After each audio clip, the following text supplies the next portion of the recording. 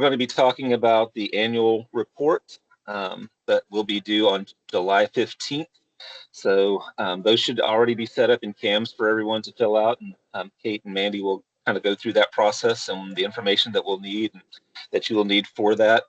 Before we get started, see a good group. We have about 20 participants. If you just want to type into the chat what locality you're from, there are some names that I recognize and some names that I don't. So it'd be good to see where everyone is from and for everyone else on the webinar as well.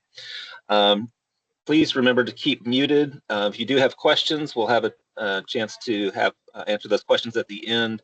You can type questions in the chat throughout the webinar, and we'll be happy to answer those as well as time allows. So we have an hour. I don't think it'll take a full hour for us to get through this, but with that, I will go ahead and turn it over to Kate and Mandy. Good morning, everybody. Thank you so much for joining us and also for putting your information in the chat. We'll keep up with that. And so, of course, as you know, this is the annual report training. And like Tori said, hopefully be less than an hour, but we will allow time at the end for questions. This, just for information, is being recorded so that we can share it with those that may not have been able to join us, and or so you can go back and look at it. Just as a reminder, just keep yourself muted. If you want to turn off your camera, that's fine. Keeps distractions from others. And of course, just a reminder for controls. And if you want to raise your hand at the end, that button is at the top, or you can put questions in the chat that we'll get to at a later time. So just as a reminder, this is a map of the Virginia Enterprise Zone program and the localities throughout the Commonwealth of Virginia that have a zone. This can be found on our website. And of course, the grayed out areas are the localities that have a zone. And then the blue areas are where those boundaries are. And here is a rollout. Actually, I guess this is the first time we're really sharing our grant year 2024 summary data. And so we did have 36 job creation grants that were awarded and 117 real property investment grants awarded. And that equated to over $13 million in disbursements. That, of course, is still happening. So if you have individuals asking you where their checks are, that is still in process. So please keep that in mind, that that's through the end of the fiscal year process. Breaking that down a little bit more, we had a little bit over $1.8 million in job creation grants funded. And then we also had a little bit over $11.86 million in real property investment grants funded. That did equate to 2,957 net new jobs created and over $231 million in private investment leverage that's calculated from that qualified real property investment amount. And also, as a reminder for our program timeline, this kind of intersects a little bit of the things that are responsible from the grant applicant as well as you as the local zone administrator. And so, as you know, or as you remember, the program operates off of a calendar year. And so while you all are looking back at the calendar year 2024 when you're doing your annual reports, when you start talking to individuals for this year or for the next grant year, this is the timeline that you would be following. And so qualification, termination applications are prepared January through March, which has already happened for this year. Applications were due April 1st. And then, of course, we reviewed those April through June. And then here we are, annual reports are going to be due July 15th, which is what today's webinar is about. And then for those that are up for renewal, year applications will be due September 30th. And then also, if you're doing boundary or incentive amendments, those are going to be November 1st. In between that time, our office has the responsibility to make sure we provide a state annual report to the General Assembly. And we do take information from these annual reports and integrate that along with the grant year data to be presented to them. And then, of course, before we know it, it's going to be December and we'll be at the end of another grant year, and you'll be looking and talking to potential applicants in your area. And as a reminder, as a local zone administrator and as a locality that has a zone, the annual reporting is a requirement for having and keeping your zone, that all local governing body must submit that annual report. And it is now through CAMS. Of course, previously it used to be probably a paper report, but all of that is done through the CAMS portal. And then, of course, we as a department are reviewing that for any effectiveness and creating jobs in the capital investment, and also just a general knowledge of what's happening in your locality. And then again, turning around and taking that and reporting it into the General Assembly. So just as a reminder, if you have, you may have already taken a look and seen that your CAMS reports have been loaded into your CAMS portal for your locality. If for some reason you do not see it, you need to reach out to either Kate or myself. We would be happy to make sure to go in and take a look at that. When you receive this recording and also a copy of this PowerPoint, it'll be uploaded to our website and be emailed to you. You'll see there's a link right there to the CAM system. And then also we have a local annual report instructions that are just the step-by-step that follows the report itself, which we're going to go through in just a moment. So if you go into your CAMS portal for your locality, you go under the reports and documents tab, you should see down there under for enterprise zone, local enterprise zone annual report 4.0. And if you haven't started it yet, it's going to say not started. And again, just a few things as a reminder. Probably you should use some type of Word document and copy and paste information. I'm sure Kate may go over that as well sometime later in the presentation, because it will save, but sometimes things can get a little bit hairy in CAMP. So just make sure that you are holding on to your work as well. And again, that date that is due is July 15th.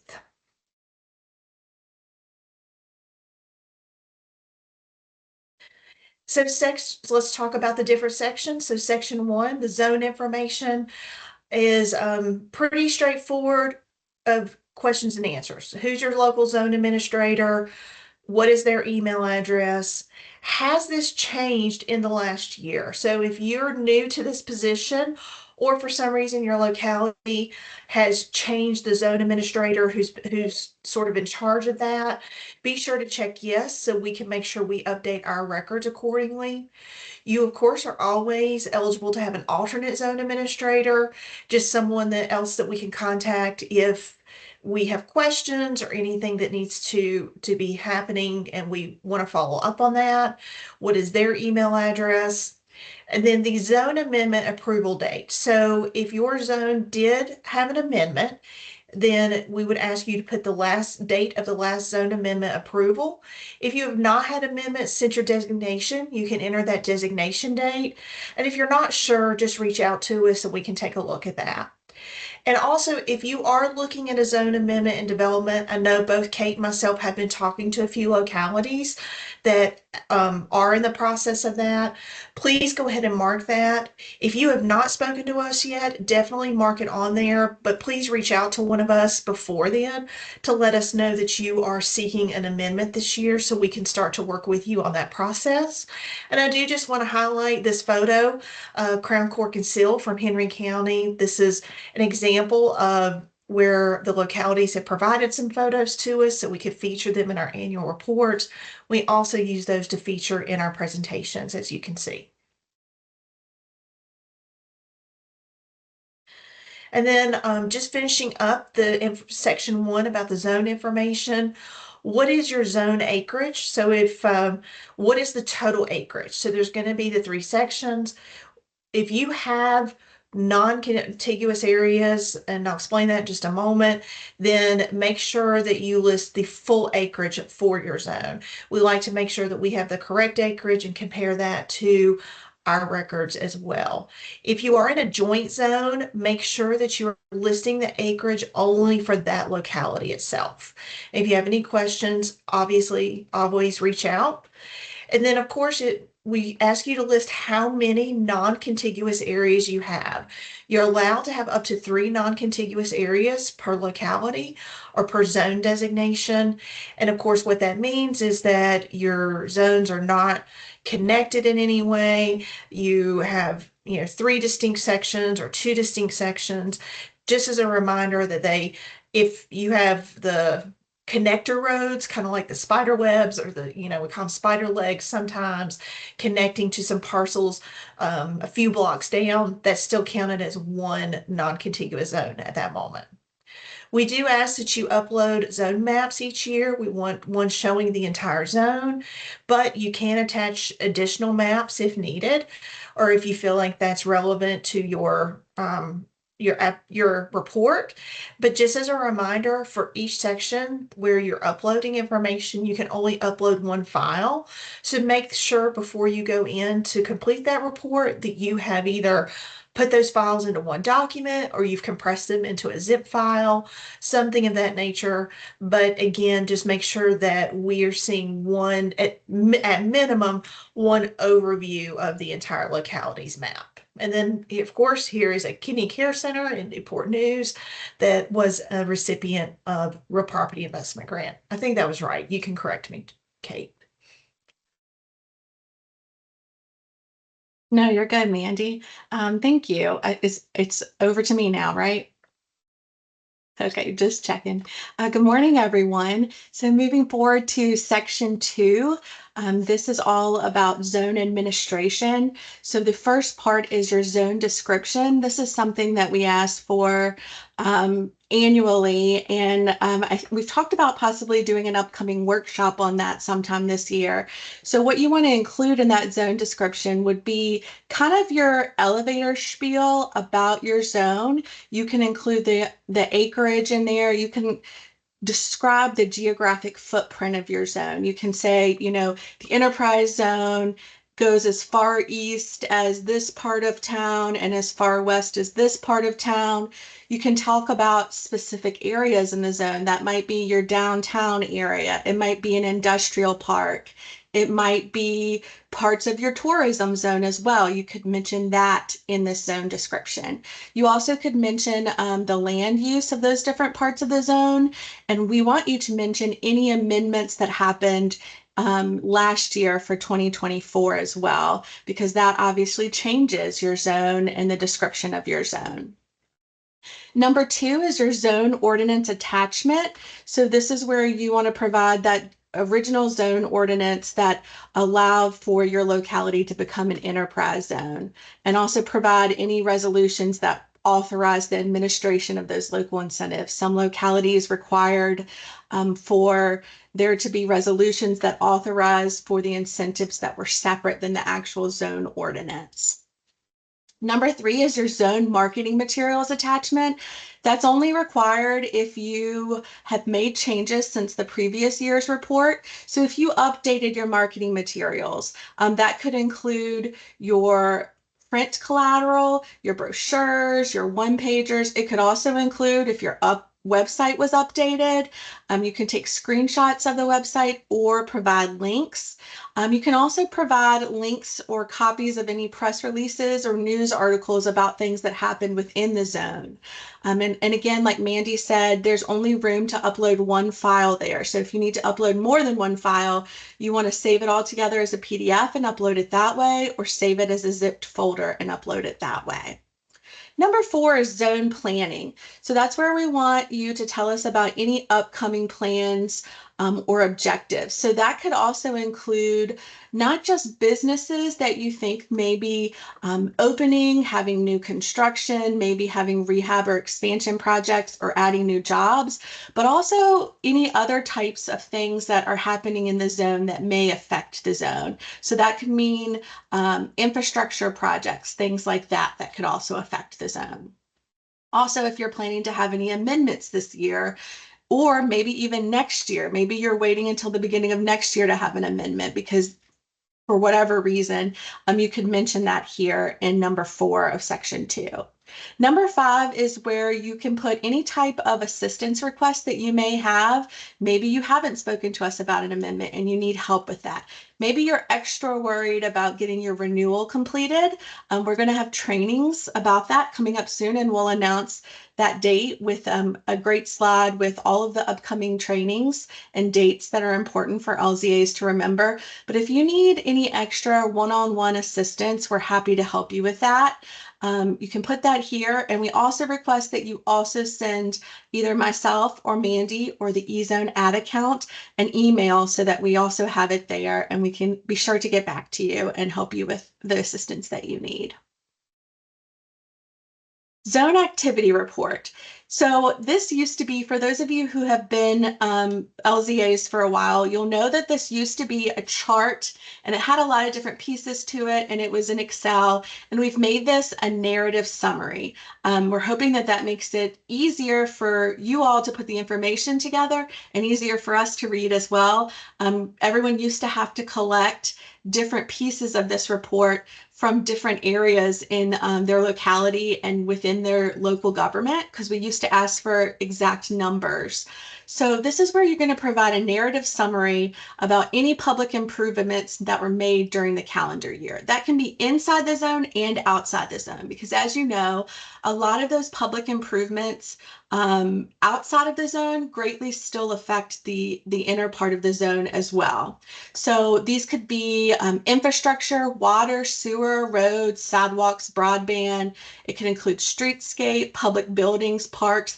One thing that we've been talking about lately a lot is how housing affects the ability for businesses to locate in your community or to add new jobs in your community. So housing, if you have new housing structures that you want to talk about here, that is something else that you could add here.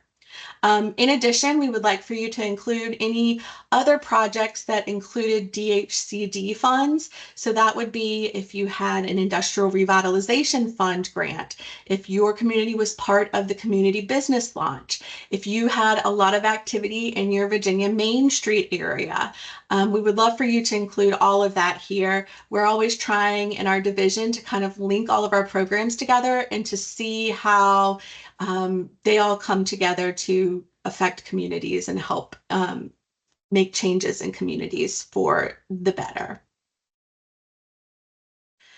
Number 2 of section 3 is your zone activity report for non-participants. So that's the section that we would like to hear if you know of any businesses that could have participated in receiving grants this year but chose not to for whatever reason. Sometimes we hear from some of the larger chains that it's just not worth it for them to participate. It's a smaller grant compared to how much money they put into it each year with all of the different expansions or new constructions they have around the state. Sometimes businesses, for whatever reason, choose not to apply. So we ask if you had projects that occurred within the zone but didn't apply for enterprise zone benefits, that you tell us about that here in this section number 2. Number 3 is for localities that had no activity this year. You had no grants submitted. If that's the case, we would like for you to please describe how you plan to move forward. What does it look like in terms of trying to get more grants applied for next year? What steps are you taking to ensure that you increase applications in upcoming years? So some of those things might be, and these are things that we talk about in trainings, going and visiting businesses one-on-one, giving presentations. You may give presentations at your local chamber meeting or at one of your local Main Street board meetings, sending out emails to businesses, printing out one-pagers and brochures and getting those to businesses either in the mail or handing them out by hand. Utilizing social media. If you do not have social media, your economic development department or your IDA doesn't have social media, or they don't want to use it for this, then I recommend that you utilize social media of your local chamber, your local retail alliance, your local Main Street program. Ask them to put out the information about the enterprise zone grants. They already have businesses following them, and it's a great way to get that information out to those businesses. So section 4 is your local incentive utilization and job creation. So this chart looks kind of the same as it has for a long time. We have taken parts of it out. So what you see first in the first column is the incentive name, and this is where you're going to put your local incentive. So give us the short description. What is it? In this example, it says building permit fee waived.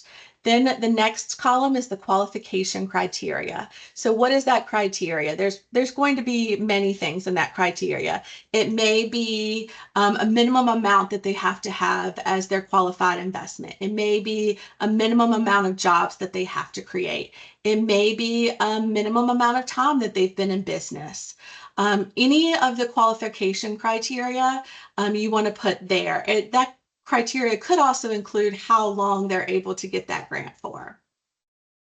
The next column is the number of qualified businesses in 2024 who could have received that grant. The column after that is the financial value of incentives in 2024. And excuse me, I should have said that for the number of qualified businesses in 2024, that's the amount of businesses that did receive that local incentive. Then you have your financial value of the incentive in 2024. So the total financial values, let's say you had 10 businesses that received that, and the total that they all received was $5,000. That's what you would put there. And then the total investment leveraged. So the total amount of qualified investment that they had leveraged. And then if it's a job related local investment, you would put the total number of jobs impacted or created, and then the type of investment. And that's a pull down menu, and in it you have real property or job creation or others there on the pull down menu. Those other categories you have listed are the machinery and tools and your business license, your BPOL, or your utility. And then the last column is if this incentive was not utilized during the calendar year, please discuss plans to improve utilization. And so I know that it might be the case in a lot of localities where you may have some incentives that you really do not see a lot of movement on. You don't see a lot of businesses utilizing it. So we actually have a local incentive training coming up, and we'll go over that in one of the last slides. We're going to have some local zone administrators who have some newer local incentives that they've introduced, talk about those incentives, talk about how they carry them out and how they administrate them, and also talk about the utilization of those incentives.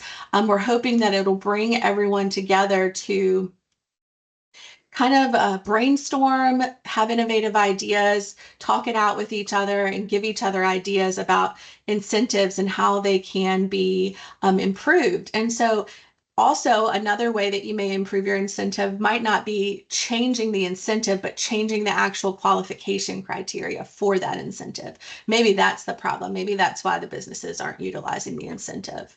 So we'll go over that more in our local incentive training. Part 2 of this is your job creation information. So you previously entered job numbers using methodology, and this has been eliminated from the zone attachment worksheet. And we are now asking you to provide us with a narrative summary of job creation that includes significant business activity. And this will be entered directly into the CAMS portal. So in that summary, we ask that you include new construction, rehab, expansion, any closures or downsizing as well. And you can mention, excuse me, I keep mixing words together, significant. You can mention specific businesses in that summary.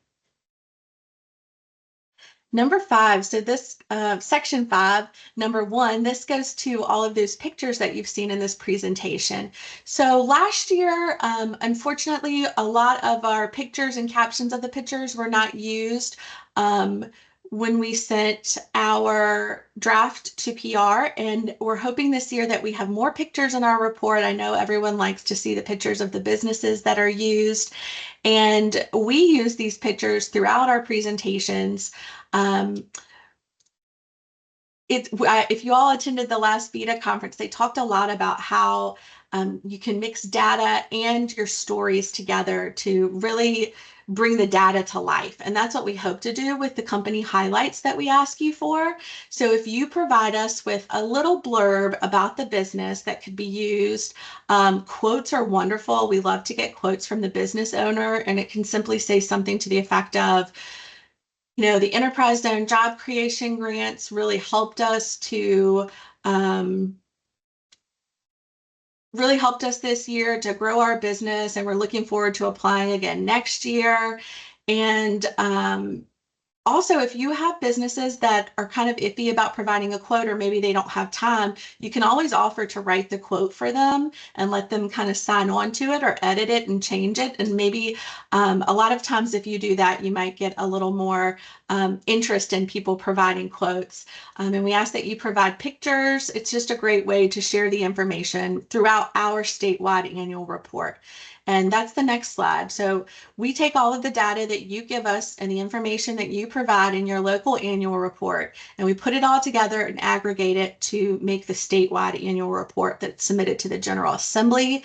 We are required by regulation, Virginia Code, to submit an annual report to the General Assembly money committees, the House Appropriations and Senate Finance committees every year. This is the report from last year. So that was grant year 2023. And of course, we're working on the grant year 2024 report with all of your information that you're going to be sending us in the local annual reports. Before we move on to questions, in case people leave, I want to share these important dates to remember. So these 3 trainings are scheduled all for 10 a.m. on the date that they are listed. Of course, we have today's training on here. We have the July 15th, which is when annual reports are due. And July 17th at 10 a.m. is when we will do that training on incentives. We will go over local incentives. We'll go over new creative ideas of incentives. And it'll be an opportunity for you to be able to have dialogue with your fellow LZAs. If you're required to submit a renewal application, or if you are planning to submit an amendment application, we will have a training on August 5th at 10 a.m. for renewals, and we will have a training on August 7th at 10 a.m. for amendments. All of our trainings, of course, are recorded and will be posted on our website and shared with you. And now is the time for you all to ask any questions that you may have about the local annual report or about anything else Enterprise Zone related that we can help you with today. What questions do you have? Catherine, can you go back to the previous slide real quick so I can finish writing these dates down? Sure.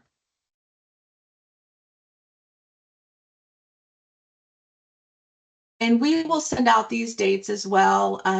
We usually send out the link to the recording of the training, and we'll send out these dates and that link to the recording as well. But I'll leave this up for now. That's a good idea to leave this up for everyone. Thank you. Sure. What other questions do you have? So this is Charles from Hopewell. I have a question about the way that the local ordinances for the incentives that may be expiring this year, how we deal with that with our amendment. So for instance, December 31st of this year, one of my incentives expires that has to do with machine and tools tax rebate. Mm-hmm. So is that something that I need to be amending with the program here, or do I just get my city council to renew it or change it, and then that's something I deal with next calendar year? I think it depends. I'll let Tori follow me up, but I think it would depend on if you were changing it. If you were just letting it go because that's what it says in the ordinance, that would probably be administrative for us, but I'll let Tori confirm that. Yeah, that's a good question. So I think in your report, I think you should put that in your annual report that's coming up, at least for now. And then as the council determines on the way forward, you would need to make an amendment next year if anything changes with any ordinances, or if they expire, if you let it expire. If you continue it as is, I don't think there's anything that we'll need to do as far as an amendment goes. But if you're looking at making other local incentive changes, that maybe next year at the same time, you could kind of look at that as kind of a comprehensive look at all your incentives at that time.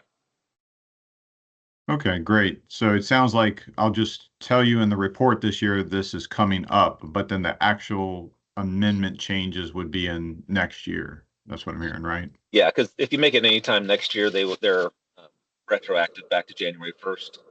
Perfect. Okay, thank you. Claire, your question says, if we had an amendment approved during 2024 where we removed incentives, how do we adjust our local incentive utilization attachment? So your utilization attachment, you should be able to delete one of the incentives off of your spreadsheet, Claire, unless I'm misunderstanding your question. Will you confirm if that's what you're asking? So pretty much if we removed the incentive in like September, like we don't track it for the zone anymore, do we still report it or do we report a partial year? Great data? question. How do we report it? Yeah, that's a really good question. Since you have, yes, report the partial year data, and you can just make a note. You can make an asterisk by it and make a note elsewhere or at the bottom of the spreadsheet that says, we only had this incentive through September because of our incentive amendment. Yeah, that's a great question. Awesome. Thank you. What other questions do you have?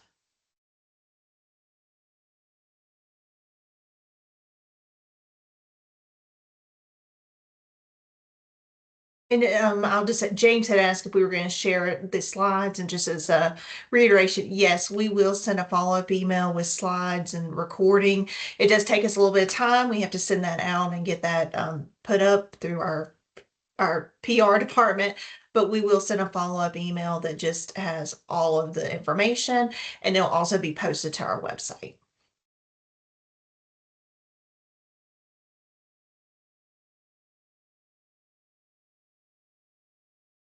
All right, I'll ask one last time. Are there any other questions?